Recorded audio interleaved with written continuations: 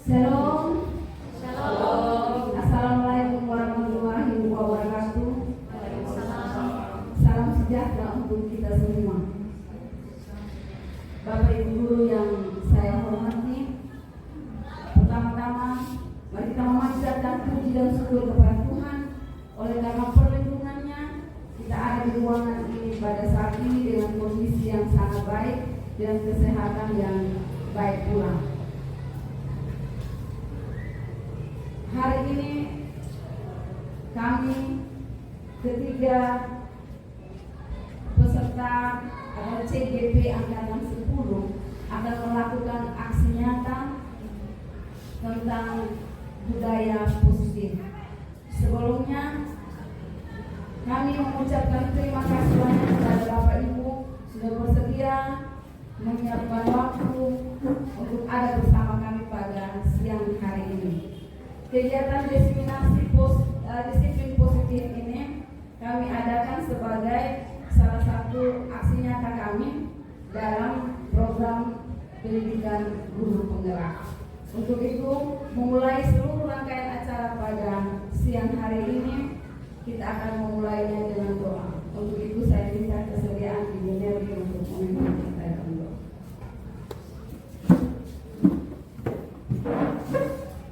Memulai kegiatan kita, mari kita berdoa dan izinkan berdoa menurut ajaran agama Kristen Protestan. Mari kita berdoa. Tuhan yang baik, kami bersyukur bahwa Engkau terus mengasihi kami dengan kasih-Mu yang kekal.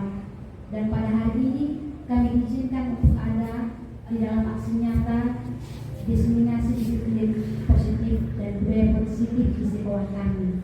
Memberkati kami semua ya Tuhan sebagai pemateri, memberkati Bapak Ibu guru yang hadir, dan biarlah kegiatan ini boleh berjalan dengan baik dan semuanya dapat bermanfaat bagi kami semua. Di dalam nama Tuhan Yesus kami berdoa. Amin.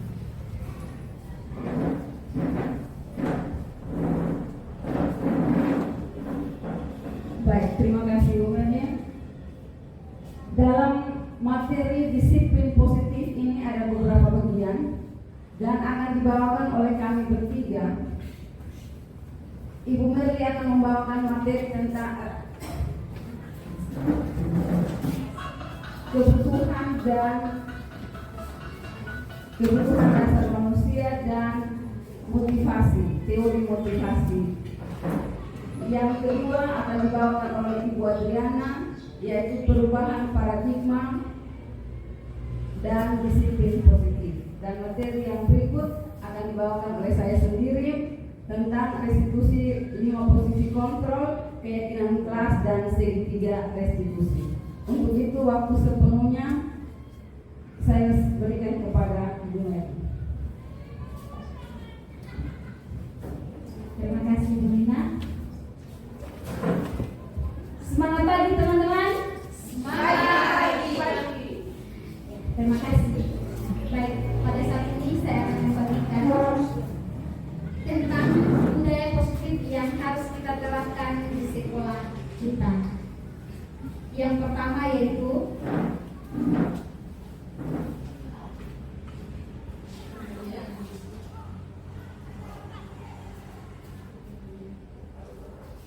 kebutuhan dasar manusia.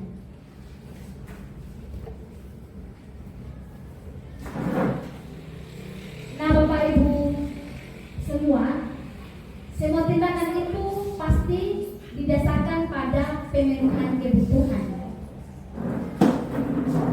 Semua yang kita lakukan sebenarnya untuk memenuhi kebutuhan kita manusia. Semua usaha yang kita lakukan, kita buat yang terbaik untuk mendapatkan apa yang kita inginkan. Menurut William Glasser, ada 5 kebutuhan dasar manusia. Jadi semua orang yang lahir di dalam dunia yang fana ini, semua mulai dari bayi sampai orang tua, dia punya 5 kebutuhan dasar. Dan kita harus menguasai dan mengetahui bahwa kebutuhan tiap orang tetapi ada 5 kebutuhan dasar.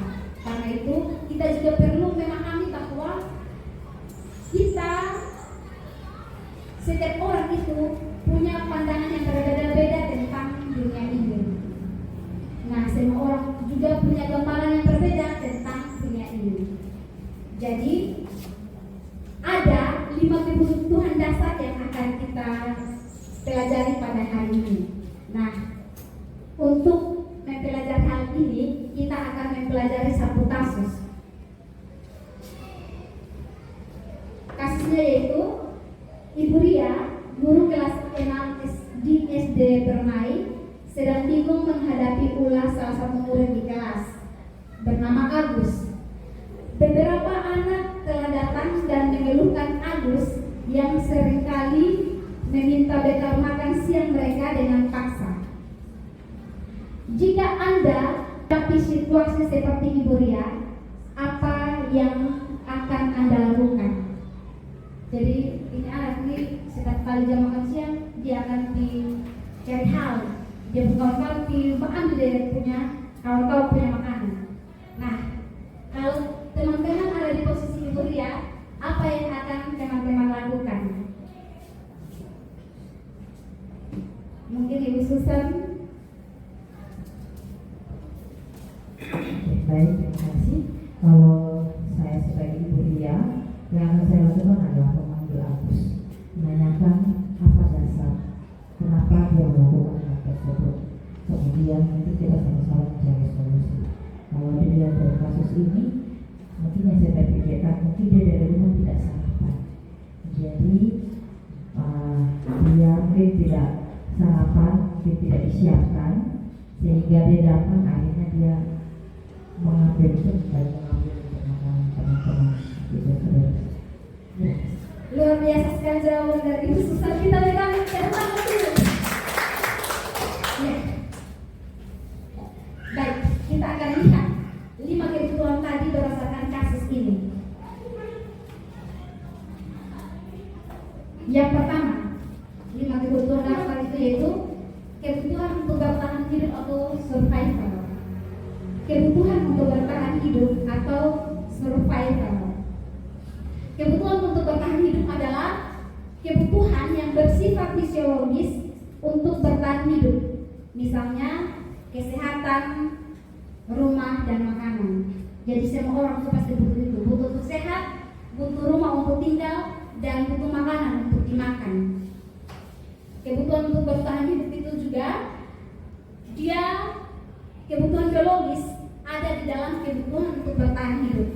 Misalnya untuk proses reproduksi, untuk melanjutkan keturunan, itu masuk dalam kebutuhan bertahan hidup. Jadi semua orang butuh itu. Memang pada kenyataannya ada yang tidak memenuhi itu, tapi pada umumnya semua orang butuh itu. Kemudian kebutuhan untuk bertahan hidup yang ketiga yaitu komponen fisiologis. Nah, komponen fisiologis ini meliputi kebutuhan akan perasaan aman. Pasti semua orang ini butuh rasa aman. Tidak ada seorang pun di dunia ini yang tidak membutuhkan rasa aman. Jadi itu adalah kebutuhan untuk bertahan hidup secara fisiologis, biologis, dan psikologis. Kemudian kebutuhan yang kedua yaitu kebutuhan akan kasih sayang dan rasa diterima atau love and belonging. Nah, kebutuhan ini dan 3 kebutuhan berikutnya adalah kebutuhan psikologis. Kebutuhan untuk disayangi dan diterima meliputi kebutuhan akan hubungan dari koneksi sosial, kebutuhan untuk memberi, kebutuhan untuk menerima kasih sayang, dan kebutuhan untuk merasa menjadi bagian dari satu kelompok. Jadi kebutuhan kasih sayang ini kita semua orang biar dia paling menyendiri bagaimanapun dia tetap membutuhkan untuk diterima oleh orang lain. Dia butuh untuk dikasihi oleh orang lain. Dia butuh untuk punya seorang teman untuk dia berbagi. Ini adalah kebutuhan yang kedua. Nah, kalau kita lihat anak-anak, kita punya murid-murid yang memiliki kebutuhan dasar kasih sayang yang diterima yang tinggi, dia biasanya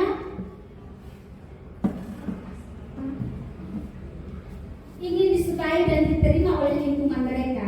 Anak-anak seperti ini juga dia biasanya akrab dengan orang tuanya. Dia juga suka belajar karena mereka suka dengan gurunya. Mereka juga suka bergaul dengan teman sebaya mereka. Itu adalah hal yang sangat penting bagi mereka. Jadi kalau kita lihat anak-anak yang suka ada di dalam kelompok-kelompok, mereka memiliki kebutuhan kasih sayang yang tinggi. Kemudian kebutuhan yang ketiga yaitu kebutuhan akan penguasaan atau kebutuhan akan pengakuan atas kemampuan atau power.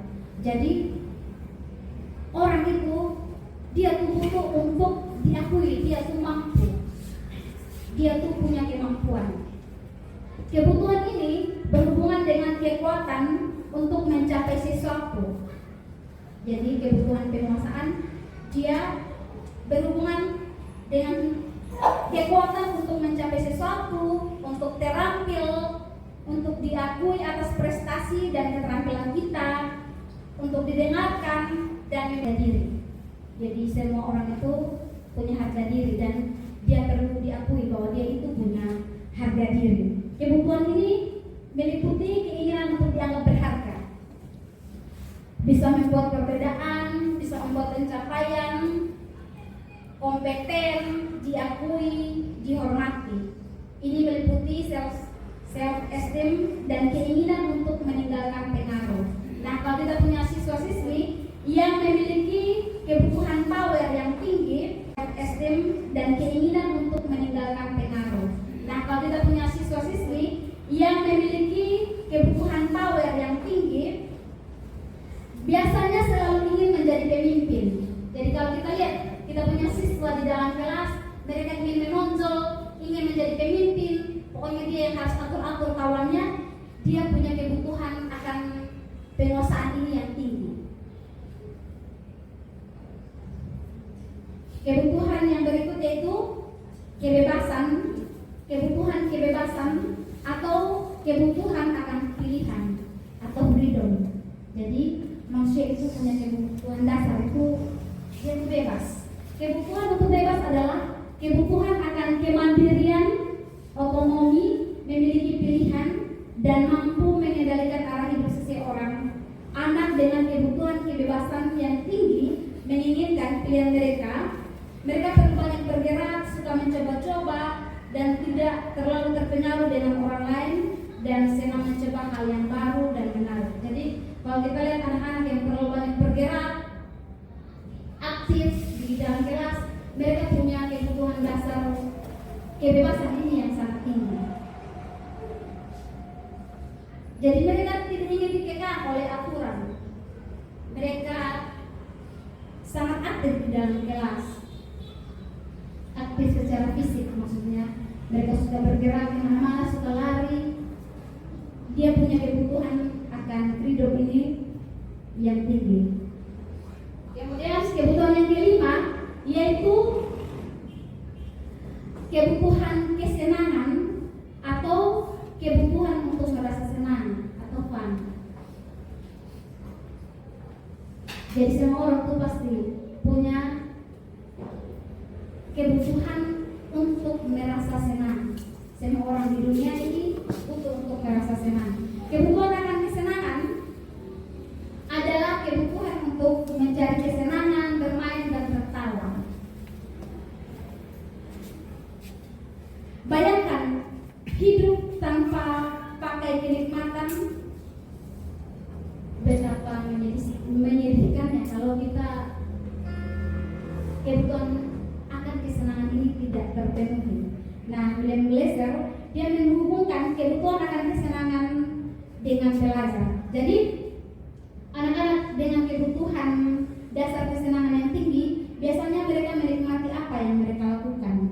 Mereka juga bisa berkonsentrasi yang tinggi, mengerjakan hal yang disenangi. Mereka suka permainan, suka mengoleksi barang, suka bergurau, suka melucu dan juga mengemaskan. Bahkan ketika mereka berlaku yang buruk pun mereka masih terlihat sangat lucu. Jadi kalau kita lihat dia luas lucu memang. Jadi dia punya kebutuhan kesenangan ini sangat tinggi. Jadi kebutuhan dasar manusia tadi ada 3, yaitu yang pertama bertahan hidup, kemudian kasih sayang, kemudian penguasaan, kemudian pilihan atau kebebasan, kemudian yang kelima adalah kesenangan. Itu adalah kebutuhan dasar kita manusia. Mari kita lihat kasusnya Ibu Ria tadi ketika menghadapi anak yang mengganggu temannya ketika mau makan. Agus tadi kita akan lihat ya penerapan disiplin positif Ibu Ria di sini. Sebaiknya sebagai guru kita harus mencari tahu alasan Agus melakukan tindakan tersebut supaya kita dapat mengetahui kebutuhan mana yang sedang dipenuhi oleh si Agus tadi ketika dia mengganggu temannya pada waktu makan. Nah, yang pertama kebutuhan survival atau bertahan hidup. Jika Agus ini lapar seperti yang Ibu Susan sampaikan tadi, berarti dia harus memenuhi kebutuhan yang pertama yaitu survival. Agus lapar dan orang tuanya tidak membawakannya bekal makan siang. Jadi dia punya orang tua tidak memberikan bekal. Dia merasa lapar, makanya dia ganggu temannya. Berarti dia memenuhi kebutuhan yang pertama yaitu survival atau bertahan hidup. Tetapi jika Agus ingin agar temannya memperhatikan dia, jadi dia hanya mau ganggu supaya teman-teman dia memperhatikan dia dan teman-temannya melaporkan Agus ini kepada ibu guru dan ibu guru memberikan perhatian kepada Agus, itu artinya Agus memiliki kebutuhan dasar yang kedua yaitu love and belonging, kebutuhan kasih sayang ini. Dia mau diperhatikan. Bukan Agustina, Mas Agustina juga tidak ada. Dan ketika kita sebagai guru mencari tahu alasan dari Agus ini, dan alasan Agus bahwa dia merasa hebat karena temannya menjadi takut dan menuruti keinginannya, ini dia ingin memenuhi kebutuhan yang ketiga yaitu power atau kekuasaan.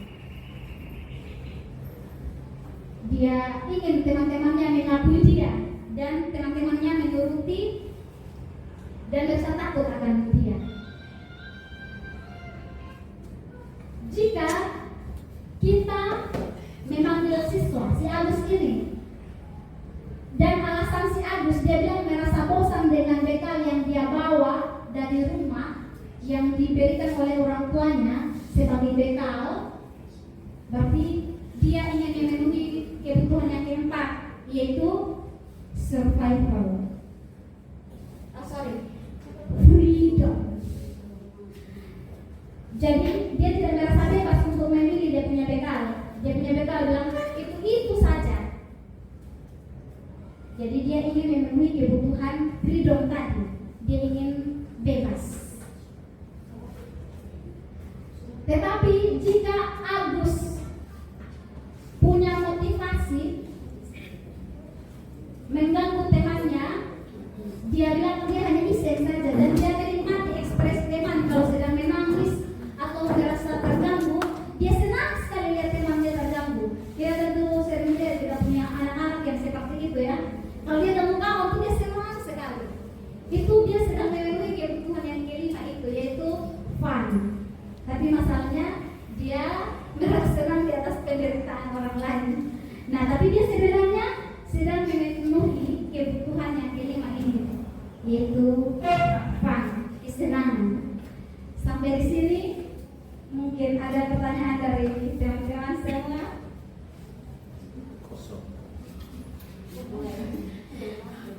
Semua jadi mengerti?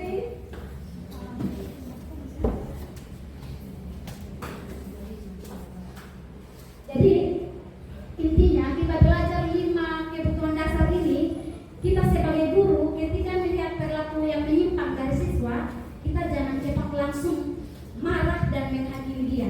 Tapi kita perlu tahu dulu sebenarnya kebutuhan dasar apa yang sedang ingin dia penuhi. Seperti itu. Jadi ada 5 kebutuhan dasar manusia tadi yang ingin dia penuhi. Jadi kita dapat memanggil dia dan kita dapat melakukan dialog dengan dia untuk mengetahui kebutuhan dasar apa. Baik teman-teman, kita akan lanjut ke materi yang kedua, yaitu teori motivasi. Nah, teori motivasi ada 3 teori motivasi. Bapak Ibu semua, mari coba kita bertanya kepada diri kita sendiri, bagaimana kita berperilaku? Mengapa kita mau melakukan sesuatu? Kita mau melakukan sesuatu untuk apa? Mau mengajar untuk apa?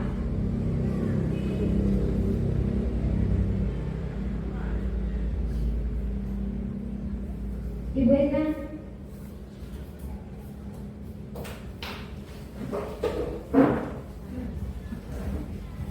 Ibu Eka kira-kira mengajar motivasinya apa ya? Baik, terima kasih. Motivasi saya untuk mengajar itu dari diri saya sendiri itu, saya ingin mengajar itu dan anak-anak yang saya ajar itu bisa cerdas. Karena saya merasa mereka ini adalah generasi penerus kita. Jadi mulai dari ini itu harus diajarkan sesuatu yang diperlukan untuk kedepannya bangsa kita itu mau seperti apa. Jadi mungkin itu motivasi dari saya, bagaimana atau mengapa saya mengajar. Luar biasa sekali. Tepuk tangan dulu untuk Ibu Eka. Ini jawaban yang tak oleh semua guru-guru di Indonesia. Baik, Bapak Ibu, motivasi kita dalam melakukan sesuatu itu ada banyak ya. Kadang kita mengajar supaya kita dapat uang, itu pasti ya. Kadang kita mengajar supaya ibu tetap sekolah jangan marah. Kita menghindari ketidaknyamanan atau untuk mendapatkan sesuatu yang kita mau. Jadi sebenarnya kita melakukan sesuatu itu pasti ada dia punya motivasi atau dorongan. Nah, menurut Diane Bosen ada 3 motivasi perilaku manusia. Ada motivasi eksternal, ada motivasi internal. Eksternal itu motivasinya dari luar, sedangkan eksternal dari dalam diri.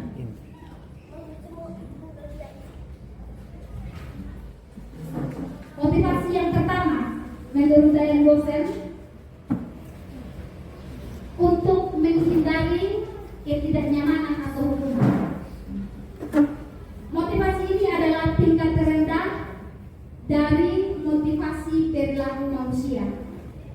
Biasanya orang yang motivasi perilakunya untuk menghindari hukuman atau ketidaknyamanan akan bertanya, apa yang akan terjadi jika saya tidak melakukannya? Jadi kalau dia punya motivasi untuk menghindari ketidaknyamanan atau menghindari hukuman, dia pasti akan tanya, kalau beta buat begitu, nanti beta kenapa? Dia akan bertanya, apa yang akan terjadi? Jadi dia mau menghindari hukuman atau ketidaknyamanan. Sebenarnya mereka sedang menghindari permasalahan yang mungkin muncul dan pengaruh pada mereka secara fisik, psikologis, maupun tidak terpenuhnya kebutuhan mereka bila mereka tidak melakukan kebutuhan tersebut. Jadi motivasi yang ini menghindari ketidaknyamanan atau menghindari hukuman ini adalah motivasi yang bersifat eksternal atau dari luar diri sendiri. Jadi kalau kita mengajar di dalam kelas, ada anak-anak kerja PR takut karena nanti dapat hukuman atau dipermalukan, itu dia melakukan belajar itu, kerja tugas itu dengan motivasi yang pertama ini, motivasi eksternal untuk menghindari ketidaknyamanan atau menghindari hukuman. Kemudian motivasi yang kedua Bapak Ibu, yaitu melakukan sesuatu untuk mendapatkan imbalan, yaitu melakukan sesuatu untuk mendapatkan imbalan atau penghargaan dari orang lain. Untuk mendapatkan imbalan atau penghargaan dari orang lain. Nah, ini motivasi yang ini nih masih motivasi eksternal juga, tapi dia levelnya satu tingkat di atas yang pertama tadi. Di sini orang berperilaku untuk mendapatkan imbalan atau penghargaan dari orang lain. Orang dengan motivasi ini akan bertanya, apa yang akan saya dapatkan apabila saya melakukannya?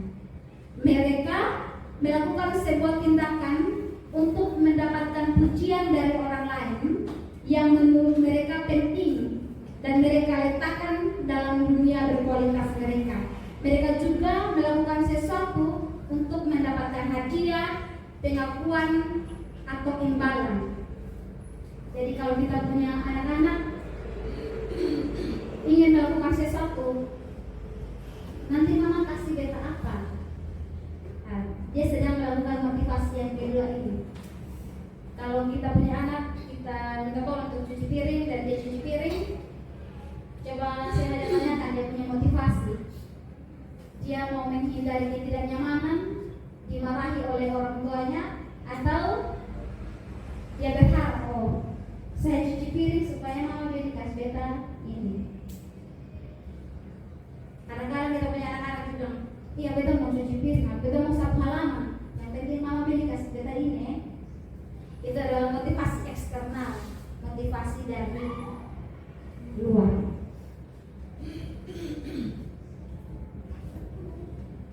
Kemudian motivasi yang ketiga.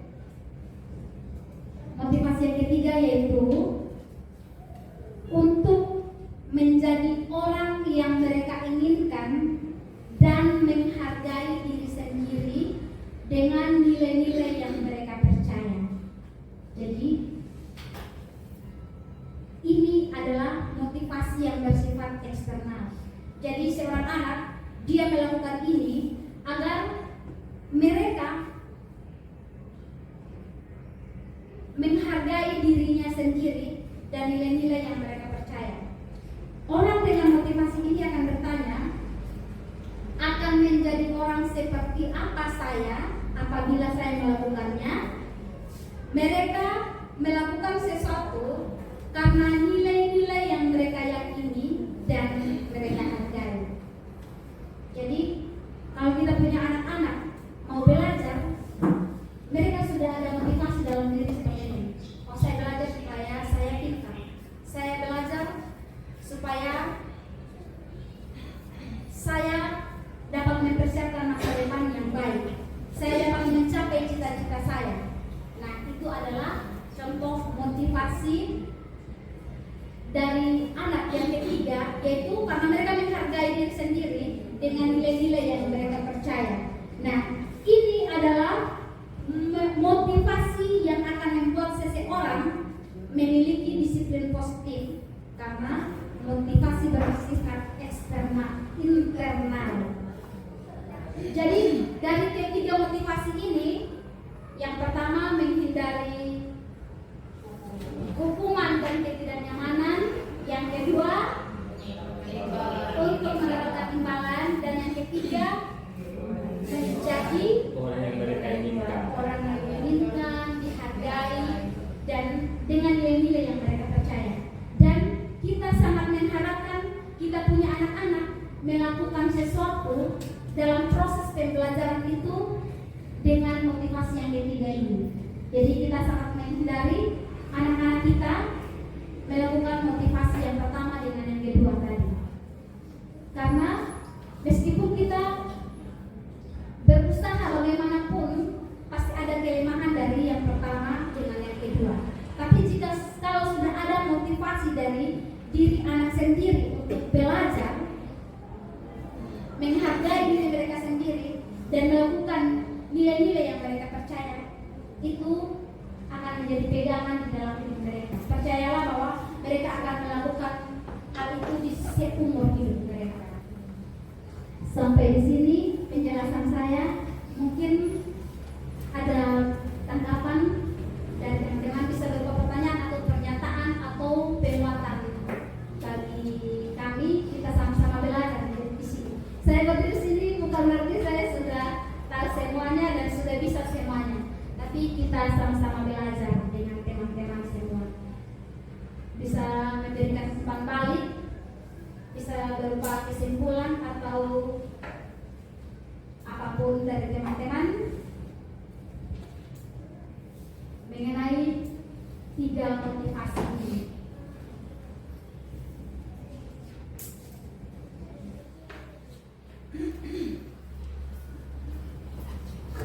Ya, terima kasih.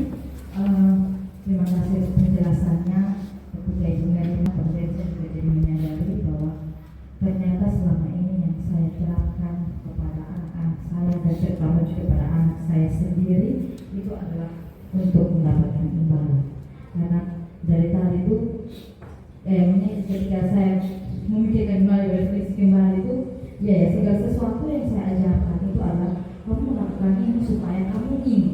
Dengan kata lain, kita hanya mengajarkan kepada anak untuk menimbulkan motivasi secara eksternal, tetapi kita belum secara mendalam untuk membantu anak-anak itu untuk menumbuhkan motivasi internal. Mungkin ketika Ibu Mary menjelaskan seperti itu, jadi saya berrefleksi ini suatu PR besar untuk saya sendiri, karena ternyata untuk menimbulkan motivasi internal saja itu sangat susah. Kenapa? Karena itu harus dari diri kita sendiri. Jangan anak murid, kita pribadi saja untuk mengajar apa motivasinya kita, motivasi internal atau motivasi eksternal. Jadi terima kasih untuk Ibu Mary dengan penjelasan dari Ibu Mary, kemudian menjadi suatu refleksi besar, PR besar juga untuk saya untuk melihat kembali apa yang menjadi motivasi saya selama ini. Terima kasih Ibu Mary. Tepuk tangan dulu. Ya, terima kasih. Luar biasa sekali ya. Ketika saya masuk di dalam materi ini juga, saya seperti Bu Susan, benar sekali. Ketika kita belajar sesuatu atau melakukan sesuatu, kita berefleksi kepada diri sendiri dulu. Motivasinya apa untuk melakukan ini? Internal atau eksternal? Dan dalam kehidupan sehari-hari, di dalam mendidik anak juga sama seperti Bu Susan tadi. Ketika baca ini, ternyata saya sedang melakukan yang salah.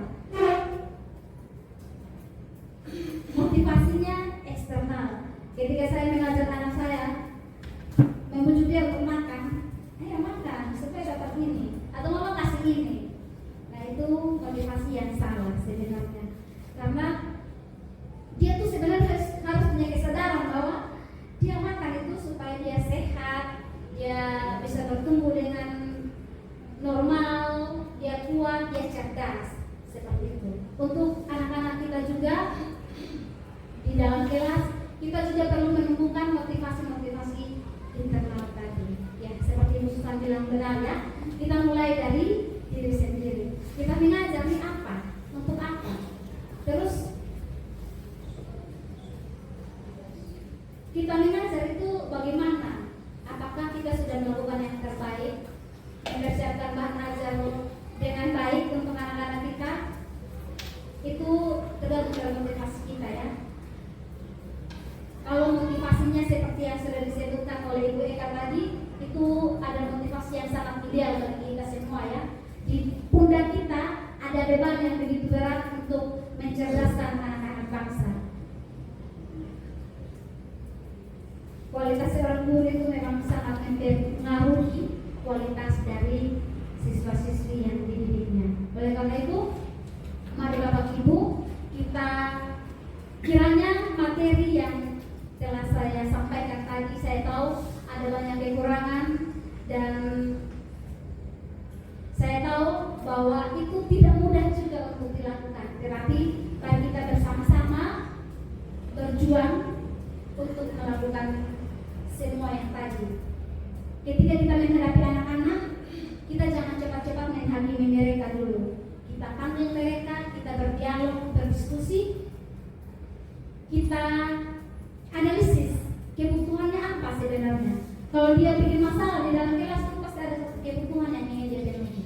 Kita analisis, dia kebutuhan dasar apa yang ingin dipenuhi.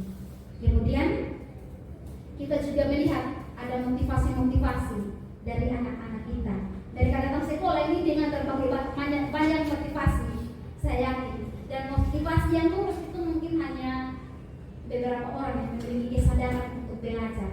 Jadi tugas dan kewajiban kita untuk dapat memberikan penjelasan dan pengertian kepada anak-anak ini untuk melakukan hal yang harus mereka lakukan dengan motivasi yang benar. Bagaimana caranya untuk memunculkan motivasi internal? Ada beberapa cara yang mungkin bisa kita lakukan, yaitu dengan menanamkan kepada mereka nilai-nilai kebajikan universal. Kita harus memberikan pemahaman kepada mereka bahwa mereka itu berharga. Setiap anak itu diciptakan berharga. Mereka itu diciptakan untuk satu pekerjaan yang baik. Mereka itu jujur, mereka itu pintar, mereka itu hebat. Dalam segala sesuatu karakter mereka pasti punya itu. Itu yang perlu kita sampaikan kepada anak-anak kita supaya mereka dapat melakukan proses pembelajaran itu dengan motivasi dari dalam diri, bahwa mereka menghargai diri mereka sendiri untuk melakukan nilai-nilai yang mereka percaya. Sekian dari saya. Terima kasih banyak atas perhatian dan kesediaan teman-teman untuk ada dalam kegiatan ini. Tuhan memberkati kita semua. Amin.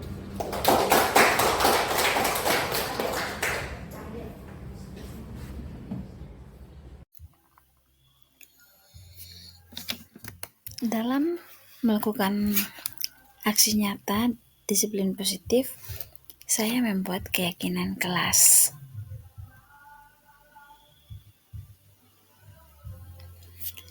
Keyakinan kelas adalah pernyataan-pernyataan yang disepakati bersama oleh guru dan murid untuk menjadi pedoman dalam bersikap dan berperilaku di dalam kelas. Tujuan membuat keyakinan kelas yaitu yang pertama, menumbuhkan keterlibatan murid dalam membentuk keyakinan kelas untuk mencapai kelas impian bersama guna pembelajaran yang lebih efektif.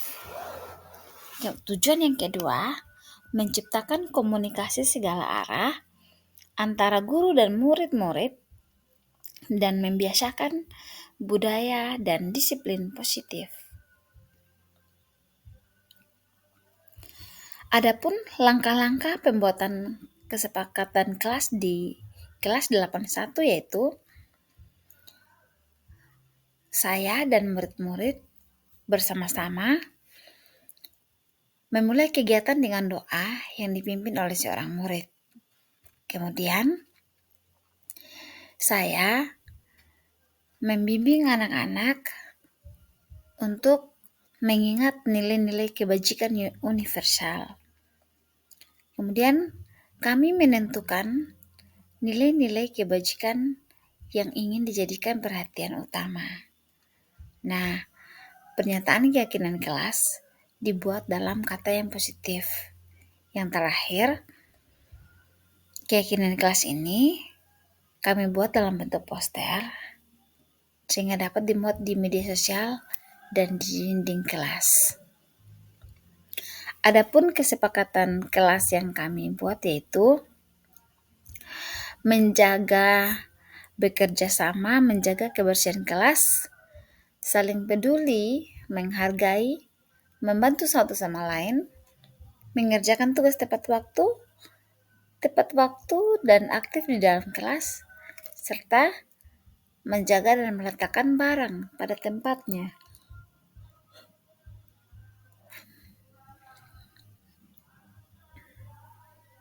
Ini adalah dokumentasi kegiatan pembuatan keyakinan kelas, di mana anak-anak semua berpartisipasi aktif di dalam membuat keyakinan kelas melalui curah pendapat. Ada umpan balik dari anak-anak semua terhadap pembuatan keyakinan kelas. Kesimpulannya, murid-murid saya memiliki karakter yang berbeda-beda, maka perlu ada persepsi yang sama agar di sekolah, khususnya di dalam kelas, murid perlu merasa nyaman belajar seperti layaknya rumah kedua. Dalam rumah tentunya berisi teman-teman yang layaknya seperti keluarga. Tantangannya adalah menginternalisasikan disiplin positif kepada siswa. Siswa belum sepenuhnya memiliki kesadaran positif tentang belajar dan mempraktikkan keyakinan kelas. Karena siswa dalam segi perilaku, cara berpikir, dalam kemampuan juga berbeda-beda. Sehingga perlu sering diingatkan dan disupport untuk melaksanakan keyakinan kelas. Dari adanya keyakinan kelas, setelah kami berefleksi bersama, terdapat dampak positif terhadap murid-murid di kelas.